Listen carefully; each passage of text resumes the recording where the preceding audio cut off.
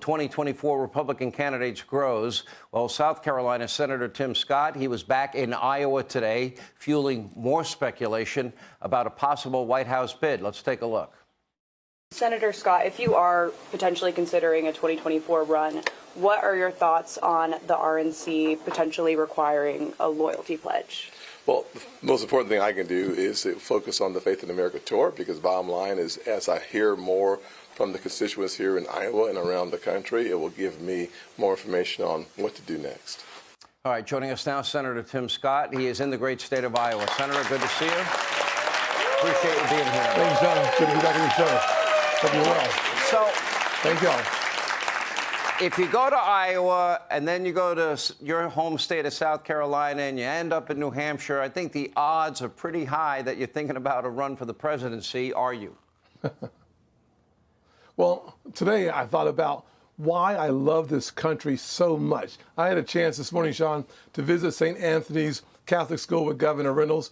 She just passed monumental school choice, one of my most important issues I've been fighting on. We had a chance to meet with faith leaders, speak at Drake University, do a radio show, and I just finished with the Polk County GOP. It has been a good day. I'm learning a lot, and as you know, Sean, the most important thing we can do is listen to our bosses, the constituents at home and across the country.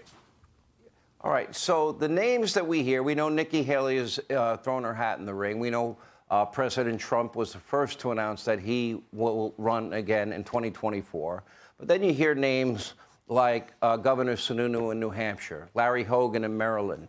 You hear names like Ron DeSantis in Florida, Glenn Youngkin in Virginia, and others.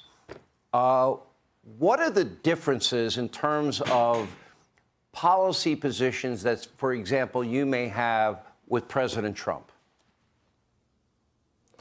Probably not very many at all. I am so thankful that we have President Trump in office. Frankly, the policies that we were able to pass from 2017 to 2020 were monumental. And thank God we went into COVID with a strong economy. We brought the unemployment rates for African Americans, Hispanics, for women, Asians, all to all-time lows, or the lowest since World War II.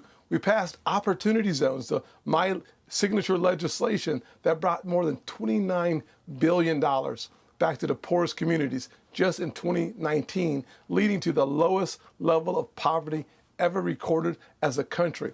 I think the policies that we fight for as conservatives are the policies necessary to stop the Democrats from ruining America.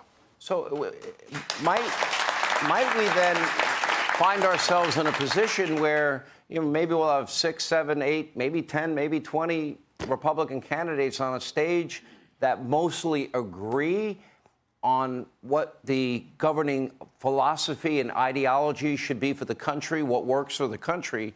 Then where are the differences? What would the differences be, do you think? Yeah, that's a great question, Sean.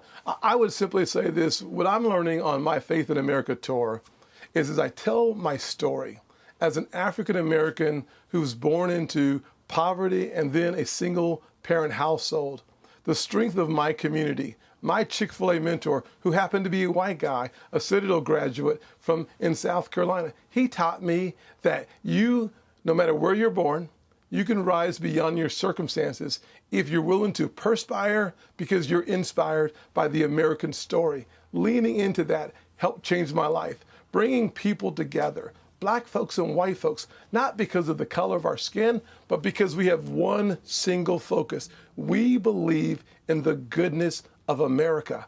I want to share with people why we should be proud of who we are and at the same time debunk the lies of the Progressive Party that's now using race as a weapon in our country in a way that we haven't seen in 3 or 4 decades. It is just pitiful.